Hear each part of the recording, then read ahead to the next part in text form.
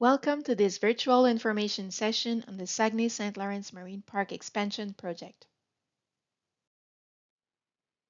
This presentation consists of three main points.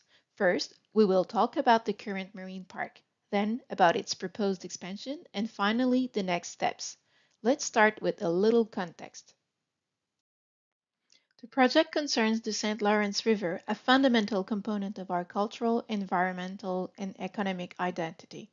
The need to better protect and promote this watercourse has long been recognized by both governments as well as by regional stakeholders. The expansion would mean that a larger portion of the estuary would fall within the boundaries of the marine park. The project is part of a desire shared by Quebec, Canada, and the international community to protect 30% of marine areas by 2030. Since the fall of 2023, targeted consultations have been held with approximately 230 organizations. These meetings suggest that there is a certain consensus on the necessity of enhancing the protection of the estuary. Expanding the marine park is viewed by a number of organizations as a good way of achieving this. The marine park is a 1,245 square kilometer marine protected area in the St. Lawrence estuary and the Saguenay Fjord. It was created in 1998 mainly in response to a citizen-led mobilization demanding that belugas be better protected. This is the first marine protected area in Quebec and one of the first in all of Canada.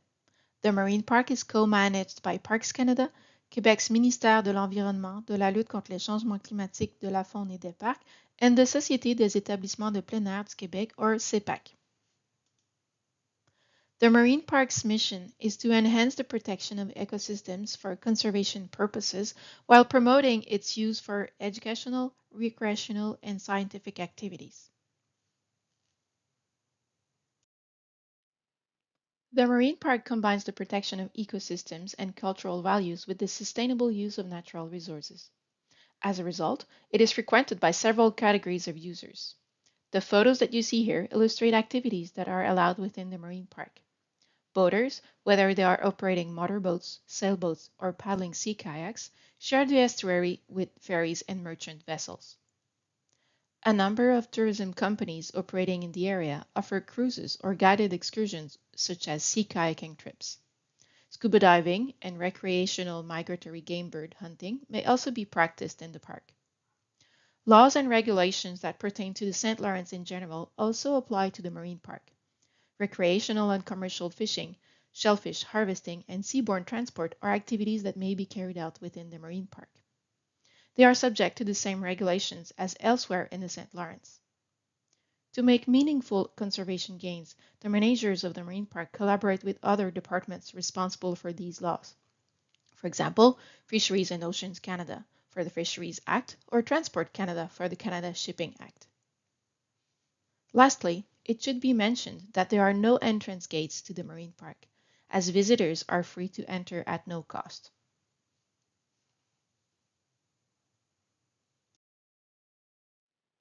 The marine park's 25 years of existence are marked by a number of achievements. Let's take a look at four of the most important ones.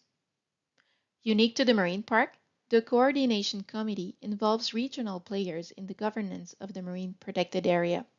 The involvement of the members of this committee is one of the keys to the marine park's success. As the marine park was created, its managers teamed up with local players to offer educational and recreational activities both onshore and offshore. Today, Parks Canada and CEPAC work with a number of different partners to offer visitors a broad range of activities to discover the marine environment. These recreational activities and tourism attractions are promoted on the marine park's website or in the visitor's guide, for example. Every year, an estimated 1 million people visit the waters and shores of the marine park. The creation of the marine park has supported scientific research. Every year, between 70 and 80 research projects are carried out in the park by different organizations. The Marine Park team also conducts its own scientific projects through an ecosystem monitoring program. Comprising approximately 20 marine park health status indicators, The program includes initiatives such as monitoring of invasive aquatic species and shore-based marine mammal monitoring. This program is carried out in collaboration with partners. The results serve as a basis for better understanding the park's ecosystem and implementing appropriate protection measures.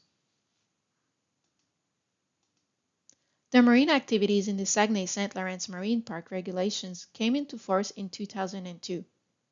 They are one of the marine park's most important conservation tools. The regulations govern water activities with the aim of enhancing the level of protection for marine wildlife. These regulations will be explained in greater detail later in the presentation.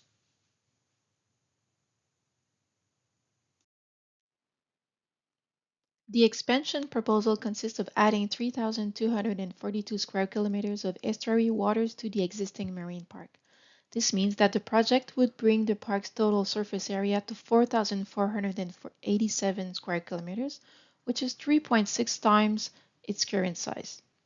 In the upstream sector, the proposal extends to Petite Rivière Saint-François and Saint-Jean-Port-Joli. Downstream, the proposed area reaches as far as Bic National Park and Pointe-à-Boisvert in the municipality of Longrive. As is the case for the current marine park, the planned expansion includes the water column and the seabeds. On the park's shoreline, the territory extends to the ordinary high water marks, the maritime boundary delimitation of Quebec public lands.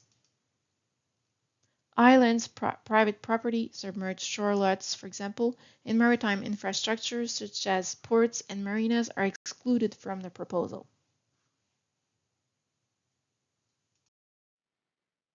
The planned expansion is an opportunity to increase protection for belugas, baleen whales, and coastal herbaceous areas, promote discovery and educational activities related to the St. Lawrence River, and support the maintenance and development of a sustainable tourism offering for the St. Lawrence.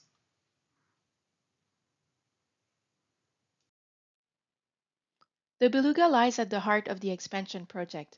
It is the only cetacean that lives in the St. Lawrence year-round. This small population faces a number of threats and is struggling to recover.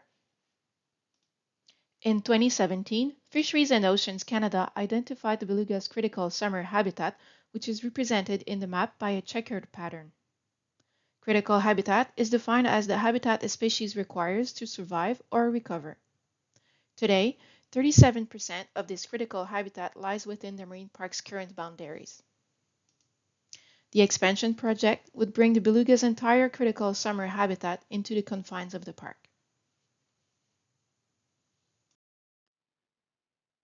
Every year, 4 species of baleen whales travel thousands of kilometers to feed in the St. Lawrence estuary.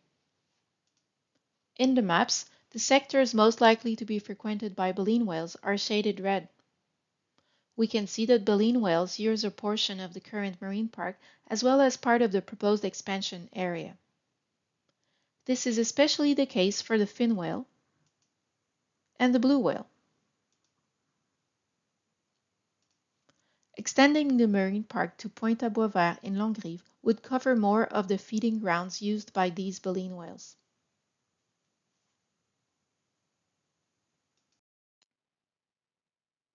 Coastal herbaceous areas such as salt marshes are home to an abundant diversity of flora and fauna. These are some of the most productive habitats in the estuary. In the context of climate change, coastal herbaceous areas help cushion the blow of pounding waves, limiting coastal erosion. While not overly plentiful in the current marine park, coastal herbaceous areas are well represented in the l'Île aux Coudres, Kamouraska, l'Île Verte, and Longrive sectors.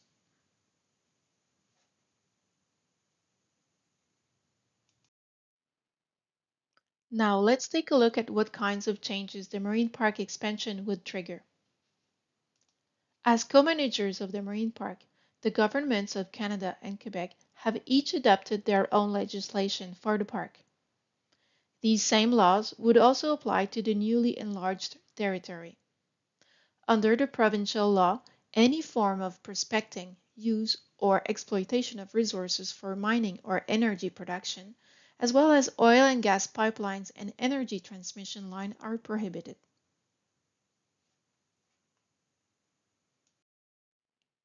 The federal law has given us the marine activities in the Saguenay-Saint-Laurent Marine Park regulations, which would also apply to the expansion area. The first of their kind in Canada, these regulations were developed in collaboration with users and regional stakeholders. They aim to reduce the impact of human activities on marine wildlife. The regulations set out the distances, speeds, and a code of conduct to adopt in the presence of whales.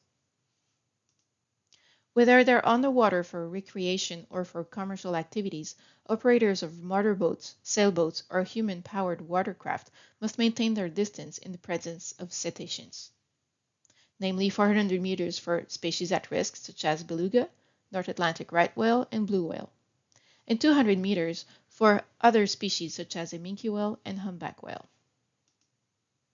All users, including the shipping vessels, must abide by the 25-knot speed limit within the park.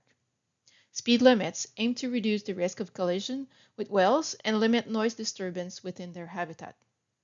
Speeds of under 25 knots may apply in sectors that have their own peculiarities. The regulations also stipulate that if a beluga surfaces within half a nautical mile of a watercraft, instead of stopping, the craft's operator shall maintain his or her course while moving away at a constant speed of between 5 and 10 knots. The regulations are enforced by park wardens, supported by outreach teams. Patrolling the park's waters and shorelines, these wardens educate users on how to conduct themselves within the marine park. In a context where not everyone understands where the marine park begins and ends, awareness raising is the preferred approach. Nevertheless, park wardens do have the authority to issue statements of offense.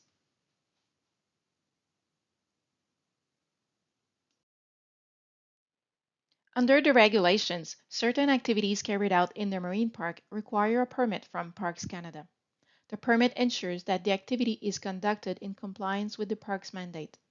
Each permit comes with conditions that take into account the protection of ecosystems. Commercial excursions notably include cruises, sailing schools, and guided sea kayaking trips. Captains and guides must complete a training and pass an annual test in order to navigate in the marine park. The training is an opportunity for captains and guides to improve their understanding of the marine environment. Several other types of activities require a permit. These include scientific research activities, international cruises, ferry and shuttle services, and special activities such as film shoots or sporting events.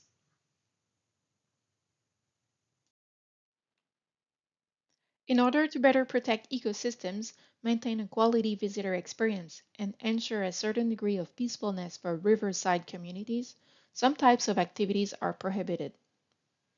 This is the case for personal watercraft, as their speedy, erratic nature translates into a high risk of collision with marine mammals.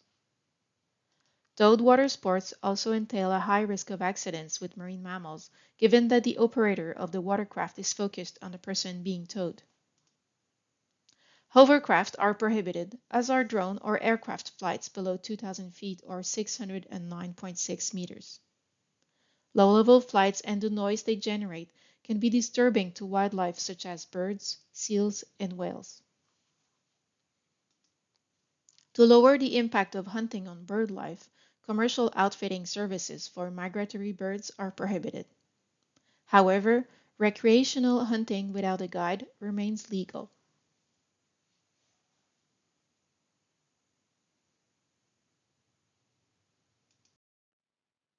In the 25 years of its existence, 5 key elements have helped forge the marine park's current identity. Parks managers would build on this experience to administer the expanded park. Research would be promoted, notably through partnerships with organizations that are already active in the region.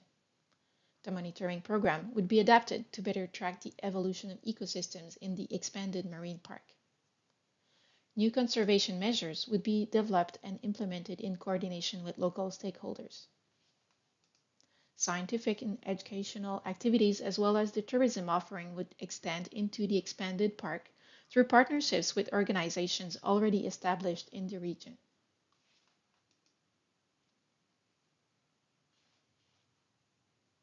The presence of a marine protected area adjacent to riverside communities would be an asset for preserving the quality of the marine environment and landscapes.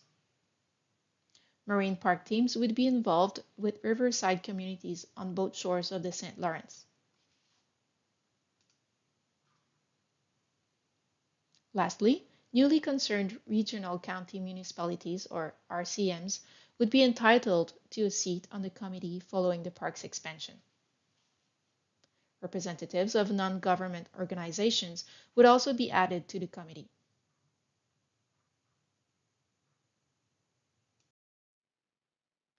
You can express your views on the project by completing an online survey or by submitting a brief no later than December 13. This survey is anonymous, consists of 5 questions, and can be completed in 5 to 10 minutes. As for briefs, they will be made public. A public consultations report will be drafted and made public in 2025. The two governments will then be able to take a joint, well-informed decision on the proposed expansion.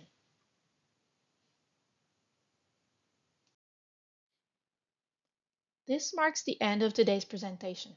Thank you for your attention. For further details or to share your opinion, I encourage you to visit the Marine Park website.